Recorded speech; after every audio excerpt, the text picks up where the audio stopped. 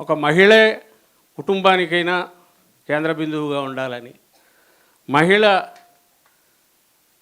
అక్క చెల్లెమ్మలే పాలనలో కూడా తనతో పాటు అడుగులు వేయాలని, ఒక నిర్ణయాత్మక శక్తిగా ఉండాలని, ఉండగలరని, వాళ్ళే ఉంటారని మా అందరికంటే కూడా ఎక్కువ నమ్మిన వ్యక్తి ఆయన. పార్టీలకు, రాజకీయ పార్టీలకు మహిళా నాయకురాలు, మహిళలు నాయకులుగా నాట్ నామినేటెడ్ పెట్టడం కాదు, వాళ్ళు అన్ని వర్గాలకు యాక్సెప్టబిలిటీ తెచ్చుకొని సొంతంగా పార్టీలను నడపగలిగి ప్రజల్లో బలమైన దీన్ని తెచ్చుకోగలగడానికి కావాల్సిన అవకాశం జగన్మోహన్ రెడ్డి గారు లాంటి వ్యక్తి అక్కడ ఉండింటే ఇప్పుడు బుల్డోజ్ చేసేవాడు ఆయన.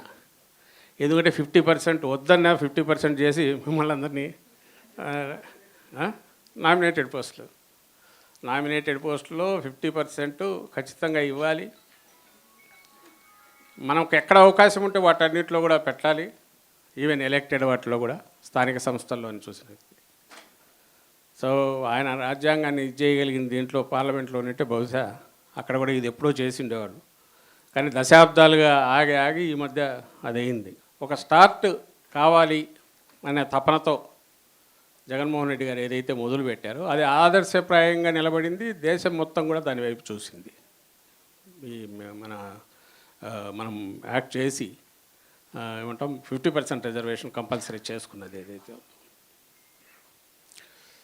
సో ఇప్పుడు అందుకే మనకు ఏ స్టేజ్ మీద చూసినా మొత్తం మహిళలే సుమారు కనిపించేవాళ్ళు ప్రోటోకాల్ ప్రకారం. మగాళ్ళ కోసం వెతుక్కోవాల్సి వచ్చేది ఎక్కడున్నారు. బట్ నేనేమంటున్నానంటే పార్టీకి అవసరం ఏది అనేది ఒకటి చెప్పదలుచుకున్నా. పార్టీకి ఏది అవసరం అంటే పూర్తి జవసత్వాలతో డైనమిక్గా పార్టీ ముందుకు కదలాలి. ఆ కదలాలంటే ఇంతకుముందు అన్నట్టు దీంట్లో సగం మొత్తం ఓటర్లలో సగము కుటుంబాలని డిపెండ్ అయింది మహిళా శక్తి.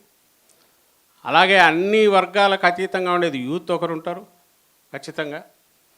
ఈ యూత్ మహిళలు, యువకులు, మహిళలు వీళ్ళు దాదాపు అన్ని సెక్షన్స్కి వచ్చేస్తారు. అంటే కింది వరకు, గ్రామ స్థాయి వరకు. అదేమో ఎనర్జీ, ఇదేమో బ్యాలెన్స్డ్ అప్రోచ్. యువత అనేసరికి మహిళలు కూడా ఉంటారు, యంగ్ లేడీస్ ఉంటారు. వాళ్ళను ఎంకరేజ్ చేయాలి, తీసుకురావాలి. మన దగ్గరికి వచ్చేసరికి మహిళల వైపు నుంచి చెప్పడానికి కావాల్సినన్ని ఉన్నాయి. జగన్మోహన్ రెడ్డి గారి గురించి, పార్టీ గురించి మీరు కిందికి తీసుకెళ్ళి చెప్పడానికి బహుశా ఏ పార్టీకి లేనంత ఇది మన దగ్గర ఉంది, సరుకు ఉంది. ఓన్లీ థింగ్ దాన్ని కరెక్ట్ తీసుకెళ్ళాలి, గుర్తు చేయాలి. దాంతోపాటు ఆయన కోరుకున్నట్టు ఎప్పుడు ఈ సమస్యలు వచ్చినప్పుడు మనం పక్కన ఉండాలి.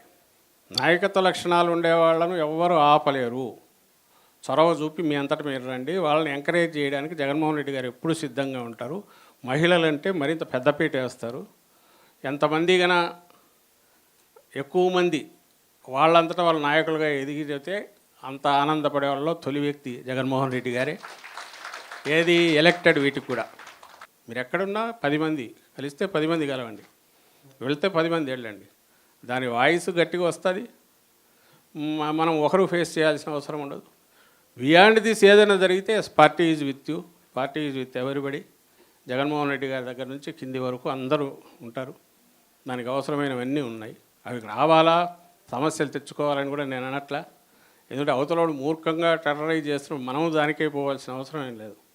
బ్యాలెన్స్డ్ అప్రోచ్తోనే ఇష్యూస్ డీల్ చేసే పద్ధతికి సంబంధించినంత వరకు పార్టీ అనుబంధ విభాగం నాయకురాలుగా మీరు క్రియాశీలకంగా వ్యవహరించడానికి అవసరమైన టిప్స్ కొన్ని చెప్పాను. మీరు మిగిలినవి ఏదైనా ఉన్నా ఎలాగో వీళ్ళ దగ్గర నుంచి మీకు ఇన్స్ట్రక్షన్స్ వస్తాయి.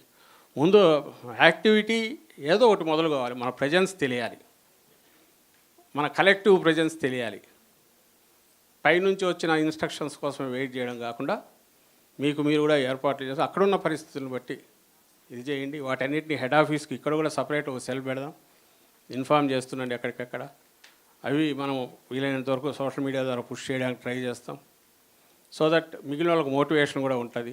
చేసేసి ఎక్కడ ఏది జరిగినా, మహిళలకు అన్యాయం జరిగినా, లేకుంటే మహిళల పట్ల ఇది జరిగినా, లేదా వాళ్ళని ఎంకరేజ్ చేయాలన్నా అది ఎక్కడంటే వైఎస్ఆర్సీపీ మహిళా విభాగం అక్కడ ఉంటుంది, వాళ్ళు ఖచ్చితంగా ఉంటారనే పేరు తెచ్చుకునే దిశగా మీరు అందరూ పనిచేయాల్సిందిగా కోరుతూ, ఆ రకంగా పార్టీని కూడా స్ట్రెంగ్థెన్ చేయాల్సిందిగా కోరుతూ సెలవు తీసుకుంటున్నాను. ఆల్ ది బెస్ట్ అమ్మా. Thank you very much.